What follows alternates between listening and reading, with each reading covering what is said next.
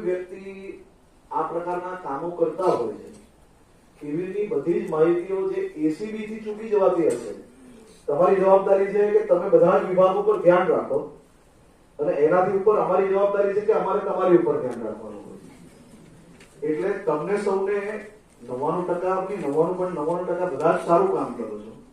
પરંતુ આ વિષયમાંથી તમે જયારે ચૂકો છો ત્યારે બીજા વિભાગોની ફરિયાદ અમારા સુધી આવતી હોય છે. એટલે એવી ફરિયાદો ના આવે તેની બી ચિંતા આપ સૌ લોકોએ મળીને કરવી જોઈએ અને કોઈ પ્રકારની